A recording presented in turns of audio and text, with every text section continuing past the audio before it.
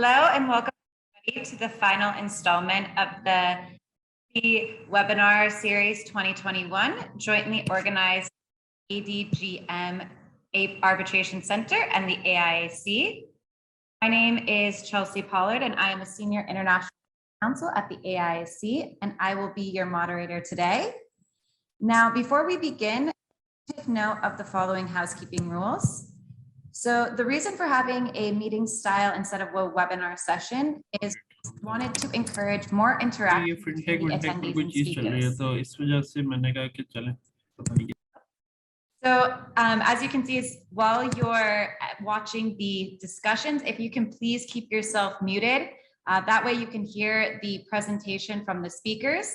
And then during the networking session, that's when you can unmute yourself. However, if you do have any questions during the speaking session of the presentations, you can post them in the chat function and we will attend to those questions during the Q&A. So we thank you for your attendance and cooperation. And at this time, I would like to welcome Linda Fitz-Allen of ADGM Arbitration Centre to give her opening remarks. Chelsea, thank you very much for that very kind welcome. Thank you. Your Excellency Tan Sri Suryadi bin Halim Umar, Datuk Dr. Prasad Sandeshan Abraham of the AIAC, ladies and gentlemen, good afternoon. It is my absolute pleasure to welcome you to the closing event of the Asian International Arbitration Centre and the ADGM Arbitration Centre's Middle East, Southeast Asia webinar series for 2021. This series, as many of you may know, was designed by our two organisations with the objective of fostering collegiality, collaboration, and perhaps most importantly, knowledge sharing, while tackling the most relevant topics for our dispute resolution communities. Our events so far have covered Islamic arbitration, third-party funding, construction and infrastructure, as well as renewable and non-renewable energy. I extend my most sincere thanks to all of the panel speakers so far and audience members to date who have so enthusiastically engaged with the content and shared thoughts and ideas that have provoked very rich conversations over these many months. This week, in fact, starting today with extreme noise, ADGM is hosting the world-renowned Fintech Abu Dhabi. This is the 5th year and MENA's leading Fintech festival. It involves a week-long program of activities, all focused around this rapidly growing sector. We've had 21,000 registrations for this event, and we'll be hosting over 400 people in our building. This gives you an idea or just a glimpse of the extreme level of interest in what we are describing in ADGM as the FinTech revolution. To mark this occasion, the teams at AIAC and the ADGM Arbitration Centre agreed that this would be the perfect timing to host a webinar dedicated to all things FinTech and complex technology disputes. So today, we're all really privileged to hear from our fantastic panel of speakers, Antonia, Mark, Arun and Jonathan, who have tremendous experience and expertise in this area. I'm so grateful to them for joining this panel, and they will be brilliantly moderated by Chelsea. Thank you to all of you for generously giving up your time and sharing your thoughts with us. I know how busy you are as we approach the end of the year.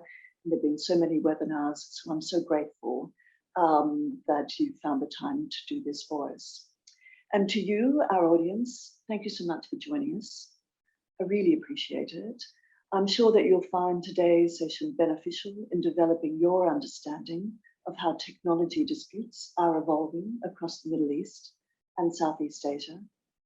And finally, and last but not least, my enormous personal thanks to all of the team at the AIAC for making this series possible. We appreciate the huge effort that has gone into making each and every one of the events a brilliant success.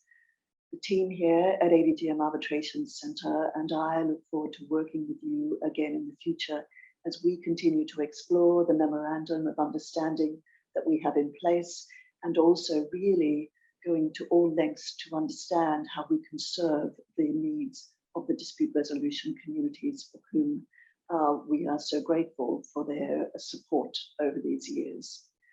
So stay safe and well. I hope that it won't be too long before we don't need to stay safe and well, that will just be a given. And it seems strange that I need to say this because this year seems to have gone so quickly, but I wish you all the very best for the end of the year. It has been another challenging year, but one that we're coming out of and one that has so much promise. I am really looking forward to 2022, and I wish you all the very best for whatever your pursuits are, for your firms, for yourselves, for prosperity in 2022 and beyond. Thank you very much, Chelsea. Thank you, Linda. And now I would like to invite Dr. Prasad Sandersham Abraham, Deputy Director of the AIAC, to give his opening remarks on behalf of the Director of the AIAC, Tan Sri Datuk Suryadi bin Halim Omar. Your Excellencies, distinguished guests, Linda Fitzallen, ladies and gentlemen. Good evening from Malaysia, good afternoon, and good morning to all our international attendees based on the location of their participation. Ms. Fitzallen, thank you for your opening remarks.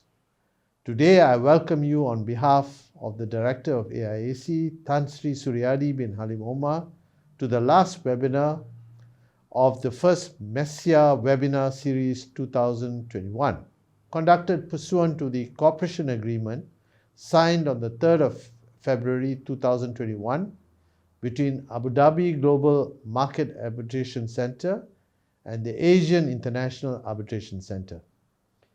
As Tan Sri Suryadi had previously stated in his remarks in May and February 2021, the future looks bright between the ADGMAC and the AIAC, and observed that this is a clear indication that Malaysia and Abu Dhabi stand together for the betterment of ADR in both regions. Today, as I deliver these opening remarks on his behalf, I must unequivocally add that the successful execution of the first MESEA webinar series is largely due to the forward-thinking leadership of Tan Sri Suryadi and Ms. Fitzallen, as well as the excellent support from the ADGMAC and the AIAC teams. The aim of the ADGMAC and AIAC cooperation agreement is to effectively collaborate in order to support, train, and provide dispute resolution services to ADR stakeholders from the Middle East and Southeast Asian region.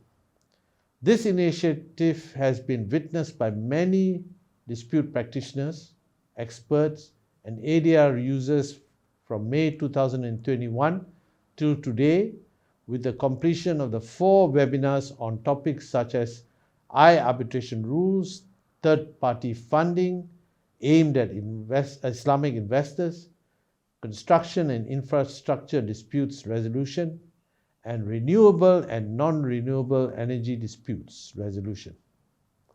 Today, on behalf of Tan Sri Suryadi and jointly with Ms. Fitzallen, I am pleased to officiate the last webinar of the first MESEA webinar series 2021 on the interesting topic titled Disputes in Fintech and Complex Technology Sector in MESEA.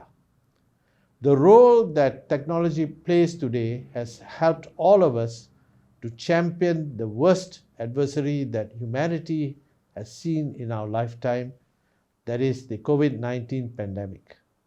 With the impact of technology in our everyday lives, it is imperative for the dispute resolution community to realign itself to this fast-paced sector.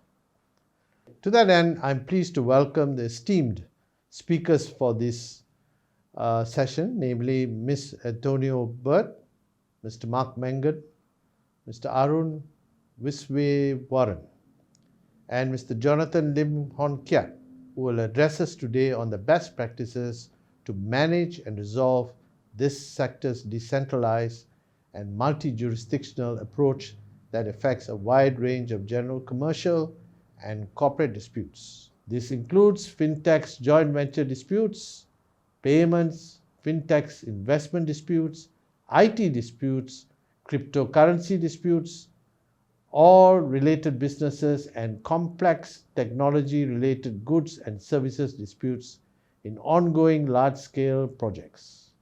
Lastly, I would take this opportunity on behalf of Tan Sri Suryadi and myself to thank our collaborators, the ADGMAC, for their excellent partnership and collaboration. I hope that the first MESEA webinar series 2021 is just the beginning of many new collaborative initiatives between the ADGMAC and the AIAC. We thank all ADR stakeholders who have participated in the last 4 webinars, as well as all of you who are participating today from the Middle East and Southeast Asia region. We hope to continue these discussions with ADR stakeholders as we move towards sustained joint efforts by both arbitral institutions in providing sector-specific dispute resolution services that meet the users' demands in the Middle East and Southeast Asian region. Thank you and stay safe. Thank you, Datuk. And now moving on to our speakers. So our first speaker for today is Arun Vishwaran, who's a Senior Associate of Clifford Chance. So I'm going to go ahead and pose the first question to Arun, which is, in your perspective, how are fintech disputes managed in the Middle East and Southeast Asian regions, focusing on the various tech and IP risks, regulatory risks, legal status risks, and cyber breach risks? Thank you, Chelsea, and thank you everyone for attending this very interesting webinar. And thank you to the AIAC and the ADGMAC for inviting me to speak at this very topical presentation. So just by way of brief background, I'm a senior associate. I'm also working in Dubai since 2012 with Clifford Chance. I work in the disputes practice. I'm also a qualified engineer, and I co-head the tech practice for Clifford Chance in the Middle East, with a particular focus on cyber and data protection and tech disputes. So with that very brief intro, I'll step straight into answering your question, Chelsea. So what I thought I'll do is, in the time allocated to me, and knowing that the other speakers have a lot more detail to add to some of the more unique aspects of fintech disputes, I thought I might give a broad overview of, rather than focusing on the topic of managing fintech disputes, I'd like to approach this from the angle of identifying where disputes are likely to arise for fintech businesses. And I think there are 3 important reasons for this. First is, if you remove the word fintech from the topic here that we have today, you'd just be left with managing disputes in MESEA. And that highlights a very important point, which is managing fintech disputes and managing disputes more generally. There are a lot of common principles and a lot of common angles to that. And because you've stopped talking more about fintech here, I'm not going to discuss or elaborate at length about managing disputes in general, but no doubt my co-panelists will discuss some of those nuances in their specific topics. And second, I think it's important to bear in mind, as Mr. Sandesham just alluded to earlier, that the word fintech is essentially, in short, it's a catch-all term for technology that augments or disrupts traditional financial services. So it's not specific to any one product. By way of simple example, a dispute around legal status of cryptocurrency is often very different and involves very different issues to, say, a dispute, about using Apple Pay to buy something using your watch. Both are examples of fintech, but both have very different principles and very different concepts. So there's no one-size-fits-all approach, I think, in my view, of managing fintech disputes. And third, and importantly, as we all know, this is a relatively new industry, and more importantly, disputes often follow much later on. And in fact, that is the case here, where while disputes landscape exists, it's still very much nascent. So I think it would be remiss of me to start prescribing specific ways in which all types of fintech disputes could be managed. So without further ado, I think setting out the key risks of fintech, we're essentially drawing the battleground or the contours of the battleground for tomorrow's disputes, and hopefully, and importantly, help some of the businesses avoid such pitfalls. So what I would like to do is I'd like to focus on 4 very high level but important risks for fintech businesses. And I start with the very word fintech and the second half of that word, which is tech. And tech is at the very heart of fintech, as we all know. It is the engine which essentially is used to create fintech solutions. And an important aspect of tech is intellectual property, because that often is the monetizing bit. That's the bit that most businesses are interested in when they're looking to innovate using fintech. And businesses, in my experience, acquire technology in a variety of ways. It could be developing it in-house, acquiring another entity, collaborating with other entities through joint ventures and the like, or even getting a third-party vendor to build a software for them. Now, each of these models of acquiring the IP have very different risks. For example, in the employment context, it's often the employer who owns rights to the IP. But what if the employee created the IP outside of their workspace? What if it was created by a consultant? And in which case, who owns the IP? Similarly, acquisition, it's important to do effective due diligence on the technology and its rights to ensure that when you're buying that company, you have secure rights of ownership to the IP in that technology. And exclusivity rights when you're dealing with collaborators. Can you use this exclusively? Or with third-party vendors, for example, are you the only ones whom this technology is being offered to, or is it being offered to competitors? So these are all, I believe, very important points around IP, and I know Antonio and others will touch upon it in a bit more detail in their presentations. And it's important because ultimately, without secure rights to IP, the fintech businesses is not necessarily worth its weight, and that is important for parties to bear in mind. And this, I feel, would be an area where disputes occur and are likely to continue to occur unless there's adequate protection put in place. Second is what I call regulatory risks. And this is if you move tech into the space of fintech, which is the second half of that word, you're moving essentially into the heavily regulated sector of financial services. Now that, as we all know, brings with it a whole different level of scrutiny and compliance with a host of myriad regulations. Now, it's important for fintech businesses not to fall foul of these regulations and be aware of them as they move in that space. Because if you, for example, a fintech business loses its license for breaching some of these regulations, that could have ramifications both for its customers and with its counterparties who might start disputes with them due to the cessation of services, or due to breach of warranties, undertakings, and the like. Similarly, we have often put in place tech businesses in the Middle East here, where, for example, AML and onboarding is automated through code. But it's very important to have a bit of human oversight or at a bit of judgment call, because what you don't want is to onboard sanctioned parties or start providing services to sanctioned entities or not have effective AML checks. In fact, in the UK, just in this year, I think 5 fintech businesses have been fined, a range of fines for doing business with sanctioned entities because they didn't have effective monitoring. A related and last topic on regulatory risk is the change in regulation and the changing regulations. And crypto, I think, is the perfect example of that. It's the hot topic, a hot debate at the moment as to whether you regulate crypto, how do you regulate crypto? And what we can say is there's no uniform playing field in that space.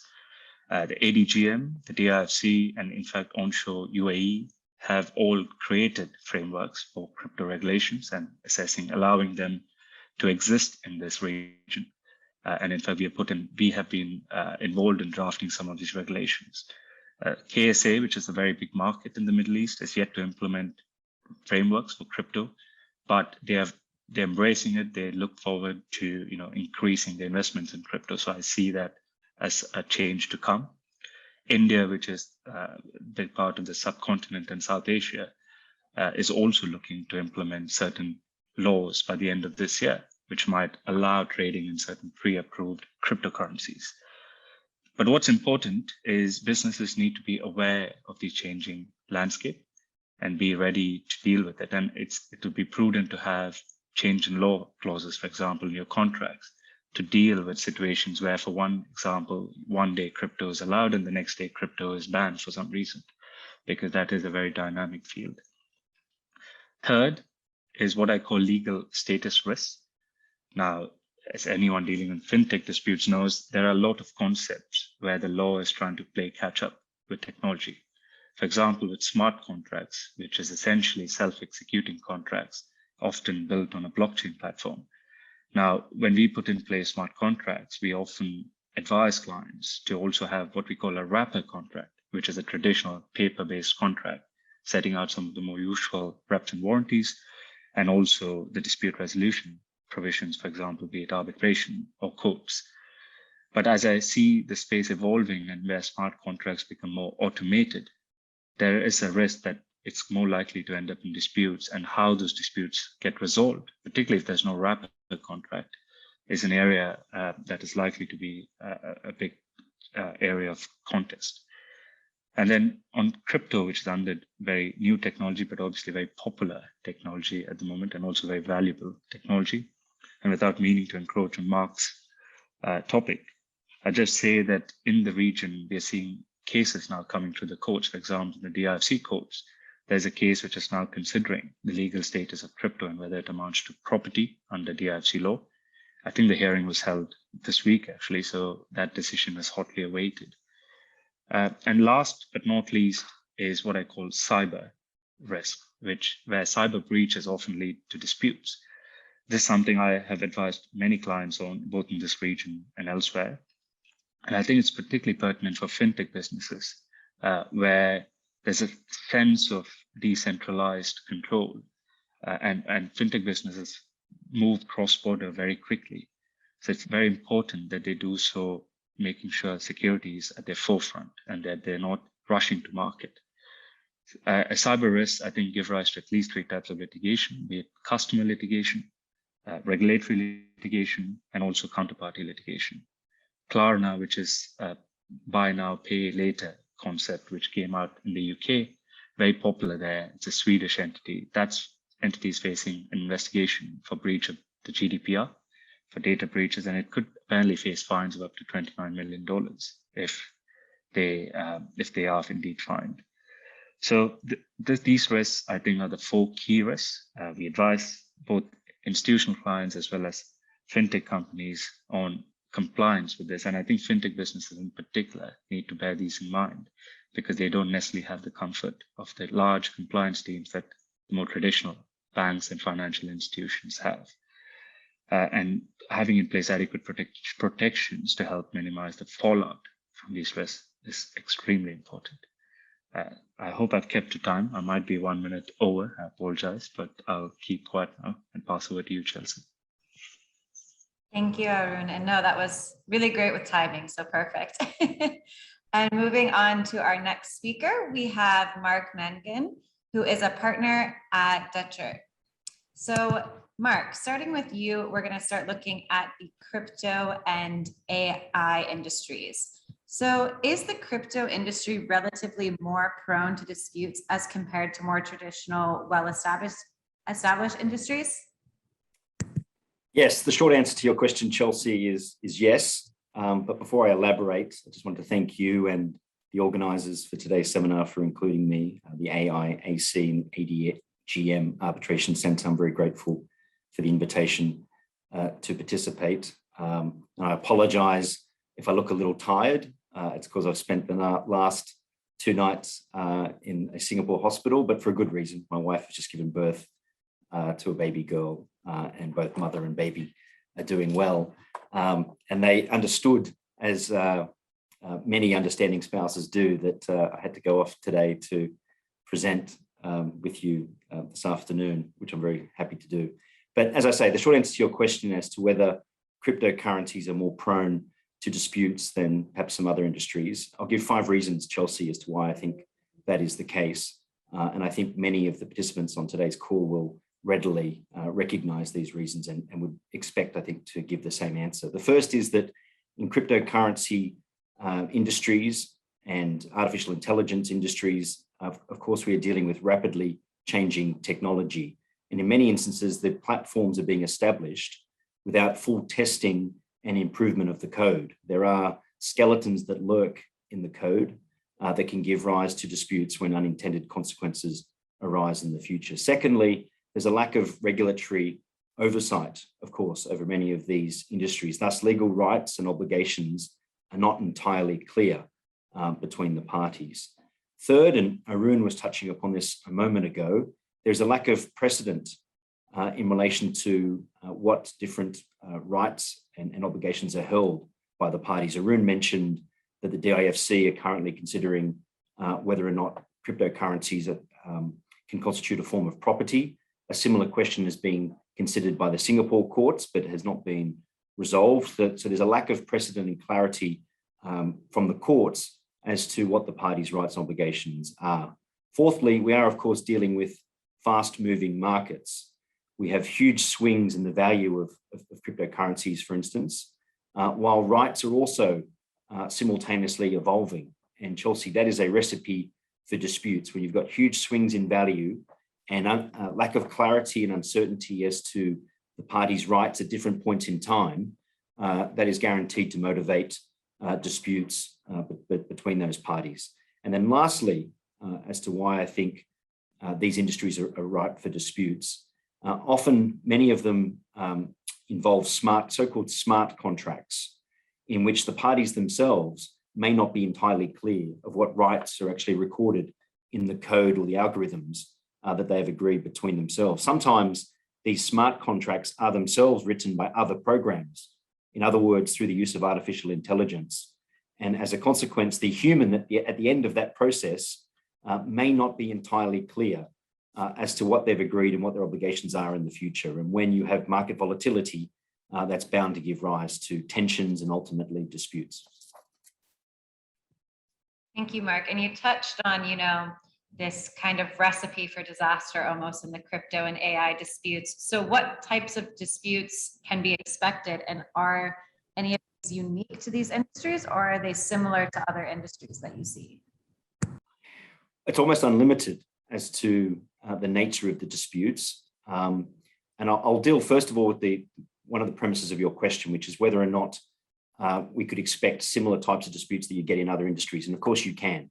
So all of those types of disputes, employment-related disputes, breach of contract disputes, all of those can, of course, occur within these fast-moving, technologically based industries. But focusing on those that are perhaps particular to these industries, I've thought of several examples for you, Chelsea. The first is those disputes that arise because of an incomplete code or a lack of perfection of the trading platform, giving rise to unintended consequences, particularly in times of market volatility. We have seen already a few cases like that. One has made its way through the Singapore courts, the matter of QINE versus B2C2. And just very briefly, that case involved a situation where B2C2, which was a trader, was able to trade Ethereum cryptocurrency for Bitcoin at some 250 times the actual value of that exchange. So there was some sort of distortion in the coding, and B2C2 was able to benefit to the magnitude of 250 times the value of what the underlying transaction was worth, giving rise to a huge gain for it and a significant comparable loss for the platform, QINE. QINE sought to reverse that transaction, claiming that this was unintended, but the Singapore courts effectively refused to allow the transaction to be reversed on the basis that when QINE sought to apply the usual legal doctrines like mistake or unjust enrichment, none of those were availing on the facts of that particular case. And so effectively, the loss was found to fall where it originally fell and could not be reversed by QINE. And that was purely a consequence. I'm sure that even B2C2, when they first took out an account on this platform, never intended to benefit from this type of arbitrage trade. And the fact that they were able to, and even though that was unintended, probably from both parties, the Singapore courts, both at first instance and in the Court of Appeal, effectively said that that was their entitlement under this particular code and platform. Secondly, you can get malfunctioning markets. Some of you may recall that there was a significant shutdown of Binance on the 19th of May, 2021, earlier this year, at a time when there was extreme market volatility.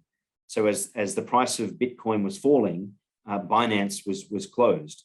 And as a consequence, the traders on that platform were unable to effectively hedge their losses, put a stop to those losses, or somehow protect themselves, and reportedly giving rise to losses in excess of $100 million suffered by some 700 traders. There's now a class action case being pursued against Binance by many of those traders, but that case is complicated by some of the factors that are unique to this industry. For instance, who should be sued for that particular problem? Under the terms of the use for the platform of Binance, the platform is operated by Binance operator, but the terms of use say that Binance operator can change, and the actual operator itself is not identified. So finding the correct party to bring the claim against is itself a challenge. And similarly, what is the legal status of the platform, given that it's largely operating an international plane in the cyber plane? What is this entity that you've actually got a contractual relationship with, and therefore to what extent can you bring a claim against it? There's also public policy issues, as some jurisdictions, Hong Kong and China included, are banning the trading in Binance derivatives. And interestingly, in this particular case, the seat for the arbitration that is relevant for this case is in Hong Kong, a place where trading in Binance and Bitcoin derivatives is banned. So there's a public policy question there as to whether or not the arbitral tribunal can actually consider that case. There are also entitlement disputes. Who owns what and when will have a big impact on the value of the cryptocurrency, and determining who is owning something at a certain point in time itself can be challenging. And I myself have been involved in disputes of that nature. And the smart contracts, as I've already mentioned in response to the first question that you posed, Chelsea, there's a great deal of uncertainty as to what those contracts require. When I refer to a smart contract, what I'm referring to is code which prescribes that where the parties have agreed if X happens, then Y must follow. So there's a series of permutations like that where the parties agree to certain conditions, and when those things happen, automatically something else will happen. But what if there's a glitch in the code? What if there's an unintended consequence of the consequence of a certain condition happening? And we've seen instances of that. That will give rise to disputes. There's also regulatory disputes. Many of you would have heard that China has taken steps to clamp down on the crypto industry. Can that give rise to claims? For instance, could there be a bilateral investment treaty claim against a state that seeks to shut down a cryptocurrency industry or business? And similarly, what if a country returning from Glasgow last week has realized that bit mining is inconsistent with its climate policies, because Bitcoin mining is one of the largest consumers of electricity in the world. Apparently, the industry itself has the equivalent energy consumption of the state of the Netherlands. So what if states coming back from Glasgow have said, well, we can't consistently try to reach our climate goals and support bit mining, and therefore introduce new measures against that industry? That could give rise to disputes and claims, including potentially investment treaty claims. And then lastly, bit mining disputes themselves have arisen, and I've been involved in a case where that happened, where there are disputes between the suppliers of the equipment for bit miners, and often those disputes arise in parallel with changes in the value of the underlying cryptocurrency. So, Chelsea, that's just a flavor there of the types of disputes we can expect in crypto and AI industries. Thank you so much, Mark. And looking at the time, I'm going to reserve the other question we have for you for the Q&A session, depending on how many questions we get. So moving on to our next speaker, we have Antonia Burt. She's a partner at Curtis Mallet, Prevost, Colt and Moles. So Antonia, we're going to have you be focusing on the complex technology disputes. So looking at complex technology disputes, Do you regularly see any of these in the UAE and the Middle East? And what types of disputes do you see? Thank you very much, Chelsea, and thanks a lot for inviting me to this webinar. Similar to Arun, I have been in the Middle East and in Dubai since 2010. In my time here, I have seen many technology disputes that I imagine will continue to grow. As we've already heard, the technology sector is growing, and hence disputes are inevitable. So I would probably briefly mention 3 types of disputes that I have regularly seen in this region, which I think will continue to grow. So the first one relates to licensing agreements. And that's a typical dispute where some form of IP owner grants rights, copyrighted, patented products, and then there's later a dispute regarding the use of those rights and or payment of royalties. So earlier this year, for example, actually rendered an award where I sat as arbitrator in a matter relating to exactly this kind of situation, a licensing dispute regarding a well-known cryptocurrency, and touching on the topic Mark was just addressing. So that I think is something that's clearly relevant and can continue to grow in the region. The second type of dispute, which I see regularly as well, flows out of a corporate acquisition. So their property rights are acquired that include some form of IP, and issues often arise regarding ownership or valuation of the rights that have been acquired. And this is another example that I've seen regularly, and I'm currently acting as counsel in such a dispute, exactly as described, where there was a breach of a share sale agreement relating to a company that owns various patented technologies in the Middle East. And again, that's, I think, a growing sector. And very finally, maybe one of the biggest areas of disputes in the tech sector in this region, in particular, the Middle East, UAE, are distribution disputes.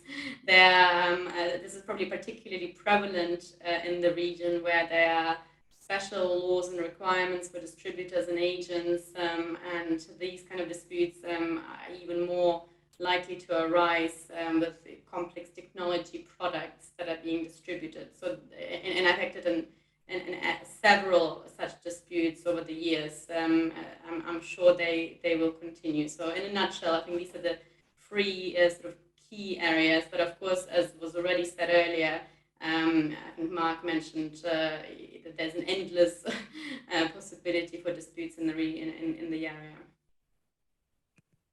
Thank you, Antonia. And when looking at these disputes, what steps can parties take to mitigate their risks in these technology disputes? Well, I wanted to address the very initial steps that parties should take to mitigate risks. And as with other disputes as well, but particularly for complex tech, the initial steps are agreeing an appropriate arbitration agreement. That's one of the most important clauses, and obviously also one of the most overlooked clauses of any agreement. But especially in this sector, there are a dozen good reasons why you should be very careful when you agree arbitration agreement. Maybe in the interest of time, I'll just address 2 specific reasons, but can discuss other points later on. So one of the reasons why you should be careful with your arbitration agreement is that one of the key advantages of arbitration for tech disputes is the selection of an arbitrator that understands the industry. And what can parties do to ensure that they get the right arbitrator for their case? I would recommend agreeing a 3-member tribunal to ensure that you can get one arbitrator at least that is exactly the right person for your dispute and understands the type of factual background that you'll find yourself in. I personally do not recommend, or generally do not recommend, specific requirements in the arbitration agreement for the type of arbitrator that you would consider. Typically, that limits the pool of arbitrators in advance. Once the dispute arises, it may become less relevant, or other arbitrators may be more suitable, and also that type of language lends itself to interpretation disputes itself. So in my experience, a 3-member tribunal is the safest option to make sure you get the type of arbitrator you want. I do accept, of course, that that may be very not cost effective for some of the smaller contracts. And what I've seen done in that kind of circumstance is an agreement which allows for one arbitrator for disputes up to a particular value or in relation to certain issues, and a three-member tribunal for the more complex disputes. Again, of course, careful drafting needed, but there are options, and I think it's worth bearing this in mind at the beginning, considering this is such an important way of limiting risks from the arbitration. And the second aspect I'll briefly mention is confidentiality, which is probably the other reason why parties in the tech industry choose arbitration. And of course, here, very important to check what kind of arbitration rules you want to agree to, as they will already include some confidentiality obligations. But in my experience, I see very specific additional confidentiality obligations, not just generally for the parties' relationship, but specifically for the arbitration process. And that may well be necessary because parties, of course, in the tech industry have trade secrets, very important IP information that they may not want to release, even in the document disclosure process. So it is important to think about this in advance, think about what kind of disputes may arise and how can you protect yourself from these type of risks in advance while you're agreeing the arbitration agreement. So maybe I'll leave it there, but happy to add other points later. Yes, I think we can move on to the next speaker, and then we'll touch base with some more questions towards the Q&A session.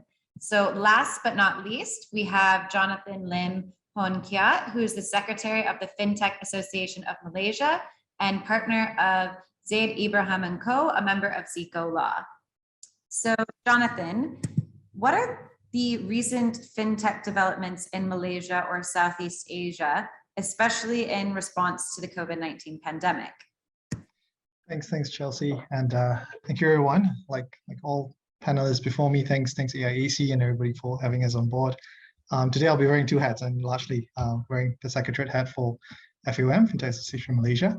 I think largely where the COVID pandemic has come about and I guess permeated the entire global landscape, has drawn this very thick silver lining, especially in the region, especially in Malaysia, in that sense that it allowed an invisible hand to somewhat forced a large adoption of technology by the masses. And I think I remember when we just stepped into where fintech started taking up traction in Malaysia in 2017, we were all just talking about the introduction of the the regulatory sandbox, whereby new innovation was being supervised by a central bank in Malaysia itself. But over that time, over the course of 2020, 2021, we've seen that with the global pandemic, I guess with the fact that contactless and cashless has been the key to a lot of survival of a lot of economy in that sense. The central bank, as well as the Securities Commission, has also started introducing newer frameworks. So we started looking into a lot more eKYC onboarding platforms, and of recent, I think back in June, we've just closed our application for the digital banking licenses in a sense. And that is just on one side of the coin when it comes to the traditional financial, or rather the digitization of financial services to one extent. On the flip side, you have the securities. I think back in 2019, Malaysia has somewhat prescribed that certain digital assets, certain cryptocurrencies that falls within a set of parameters will be recognized as prescribed securities, and then it falls under the purview of the Securities Commission in Malaysia. And again, from the 2017 landscape all the way now to 2021, we have introduced the digital asset exchanges regime. We've also started to look into introducing the digital asset guidelines, which there itself has the framework for an initial exchange operator and digital custodians when it comes to the cryptocurrency landscape itself. Thank you, Jonathan. And with the mass adoption of fintech in these more complex products, what are some strategies or challenges that fintech players may need to be aware of when entering Malaysia or Southeast Asia generally? I will look at it in the sense whereby very, very different from a lot of larger jurisdiction. For example, you have China as one large governance, you have the US and then Europe in itself that has perhaps different country continental rulings. Southeast Asia somehow, or rather, it's very clustered. As much as most players will be talking about having a large demographic of close to about 600 to 700 million population, each jurisdiction in itself has its own respective regulatory framework. And that becomes a very large challenge, especially whether you're a startup or you are trying to penetrate the SEA market or even Malaysia itself. One of the few strategies that I think with FAOM, we will always encourage new players or even foreign players is to first recognize and understand the regulatory framework of each jurisdiction itself. Second part of it is to try and engage yourself with agencies. In Malaysia, we would have the MDEC, the Malaysian Digital Economy Corporation, which assists new players or fresh innovation that would want to establish themselves in Malaysia or try to introduce new innovation in Malaysia, to first engage them as the first point of contact, so that we can then provide them a framework or a introduction of what is being made available or required in the Malaysian regulatory framework in itself. So one of these programs that we FAOM and I myself am also part of is what we call as a Fintech booster program, because largely based on the demographics in Malaysia, we have a lot of startups and a lot of young innovators that will want to come in and scale the market very quickly. Oftentimes, because of the eagerness, they fail to recognize or appreciate the need for a regulatory framework. And I remember one of the panelists mentioning, they are too small to even hire a compliance officer or get enough literature in terms of getting their compliances in place. So agencies engaging with local regulators will be one of the first steps anyone will want to take on prior to penetrating the Southeast Asia market. Of course, what's very important, and oftentimes I feel that in Malaysia, it's lack of appreciation, is to engage a proper law firm that is well versed in this area, so that you would then get your business model or your value proposition stress test against existing regulation, so that you would know how to navigate your steps forward in a sense. Thank you, Jonathan. And so where a dispute does arise, what avenues for resolution are available for fintech players in Malaysia? By far, I would say that there aren't many public reported cases when it comes to fintech disputes in Malaysia. Often, I think the two cases that has been recently been reported, the avenues that was, or rather the parties will run to a court resolution to resolve matters, but it largely involves cryptocurrency at the end of the day. But I believe that in 2019, back in 2020 as well, Malaysia has also signed up with WIPO. WIPO is one of the arbitration and mediation center, which parties, fintech players, will be able to actually go to as an alternative dispute resolution platform, whereby you would have 2,000 neutrals. Parties will actually appreciate the space a lot more in presiding or resolving a dispute that may arise in that sense. Thank you. So now we're going to move on to our Q&A portion of the event. So if anyone has any questions, please feel free to post them in the chat function. So I'll wait for all of our speakers to come up, and then we'll go ahead and get started with Arun.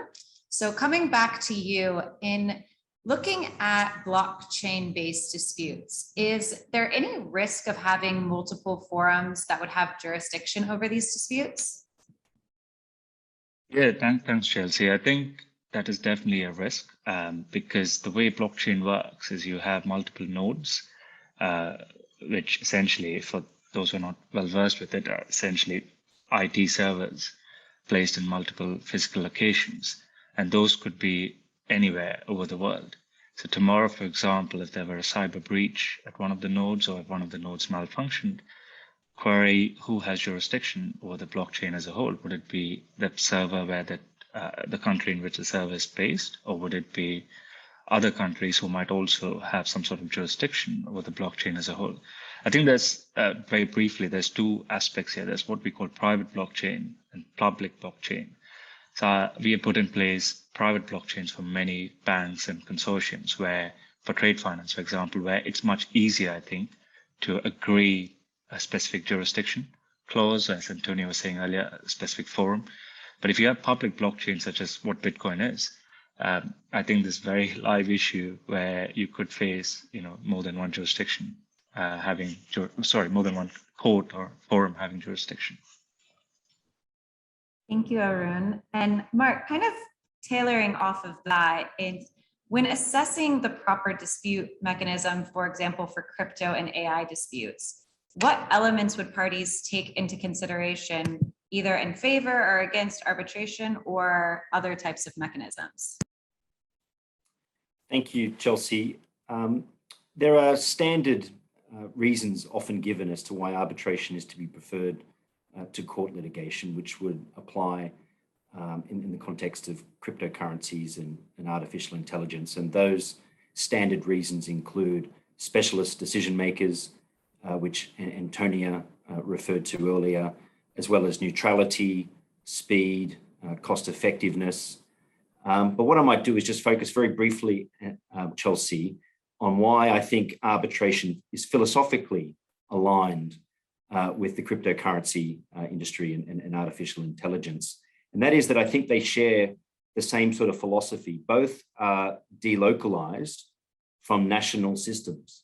They are intended to operate cross borders on the international plane, largely free of regulation. And there's a constant debate within arbitration, as there is within the crypto world, as to what extent national legislation can actually impact on the practice of arbitration. Similarly with the cryptocurrency industry. So I think those involved in the crypto industry and artificial intelligence, I dare say as well, should recognize philosophically the same sorts of things that drive arbitration as drive their own industry. And apart from the delocalization aspect, another important element is confidentiality. Those that participate in the blockchain that Arun was just referring to, for the most part, they do using a pseudonym. They don't publicly identify who they are. And in arbitration, of course, we have the benefit of confidentiality and privacy. So I imagine those sorts of philosophical and practical reasons would be attractive to those that are actually heavily involved in these emerging industries. But I will strain to try to give you a reason as to why I think the courts are better. And I have to strain because I'm not entirely objective as an arbitration specialist. I say that slightly tongue-in-cheek. But one reason I think why the courts may be considered better is because I said earlier, Chelsea, that one of the problems in this area is there's a lack of clarity and a lack of precedent as to the parties' rights. Whereas the court system is better, usually, at clarifying rights and solidifying those in the form of precedent, which would then be applicable going forward. Whereas arbitration largely stays sheltered behind private doors, and therefore any issues that are resolved in arbitration may need to be relitigated in the future. And perhaps that is a reason one might be attracted to the court processes instead.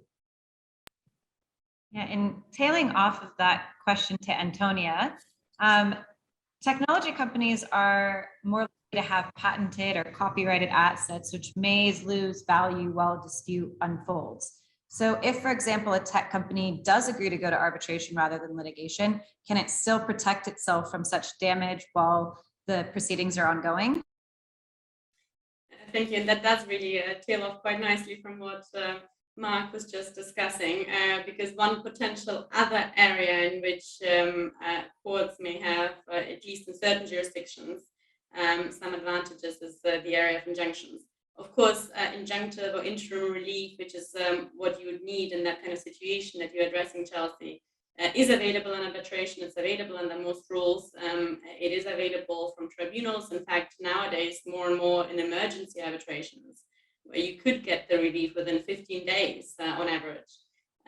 So again, as a arbitration practitioner, I certainly have a lot of trust in that system. But in tech disputes in particular, what I have seen over the last few years is that parties agree sort of split clauses where they subject the majority of the issues in dispute to arbitration, but they do subject, for example, the disputes over IP rights to litigation in the courts, in the English courts. And that's what I've seen, for example, in the dispute which I mentioned earlier, where I sat as arbitrator over a licensing agreement breach relating to a cryptocurrency. Obviously, again, careful drafting needs to be taken into account there at the arbitration agreement stage. You have to consider really in which circumstances you are, if whether that's something that you want to do and whether that offers additional benefits. But especially in this region, where, for example, in the UAE, it is typical to have attachments of assets, but much less typical to obtain injunctions in the local courts at least. So depending on where your arbitration is seated, depending on where the assets are, depending on how you want to structure your agreement, there may be some benefit to agreeing to some jurisdiction of courts that are more amenable to the type of requests that you wish to make. Of course, generally speaking, you can request injunctions even if you have agreed to arbitration based in Dubai, if the injunction elsewhere is necessary. But I find that more and more parties nowadays agree these kind of issues in advance at the time of the arbitration agreement, and I do think that offers an additional layer of protection and avoids some disputes regarding the dispute clause when the dispute arises. Thank you, Antonia. And Jonathan, I'm kind of going back to what Arun was talking about in terms of, and also mentioned by Mark, the not having any precedents is one of the reasons why there is a benefit to going to litigation. So in looking at fintech specifically, do you think it's necessary for there to be an ADR framework for fintech disputes? For example, I understand in Indonesia, they have created a regulation, or do you think that this is something that just needs to develop naturally? That's quite a tricky question, Chelsea, in that sense, because it's very dependent on, I guess, again, looking at Southeast Asia as a whole. It's very dependent on each jurisdiction itself and the maturity of its laws in each of its jurisdiction in embracing fintech. If you were to ask me if Malaysia should have a ADR framework for it, I would take a yes and no answer at this point in time, because I think there still needs to be a lot of organic growth in terms of how the fintech companies are scaling in the landscape. As regulators are starting to place more parameters around every single product offering, to navigate it with a ADR framework may somewhat or somehow impair its growth to a certain extent, because some of these players are really young startups that may not have the financial ability to resolve matters through our ADR platform. And that's why I think most of the time, whenever something like this arises in Malaysia, they will run straight to the courts as the more economical form of resolution at the end of the day for them. Yeah. I hope I answered the question. Yes. Thank you so much. And it looks like we are just about hitting the 5 o'clock mark. So what I'll do is, I think our breakout rooms, which will start the networking session, should pop open at 5. So if any of our attendees have any questions, please feel free to ask them to the panelists that will be in your breakout room, and feel to discuss whichever topics you prefer. So I think with that, we'll go ahead and open the breakout rooms. And I would just like to thank all of our speakers for a great lively session, and look forward to discussing with you further in the breakout sessions.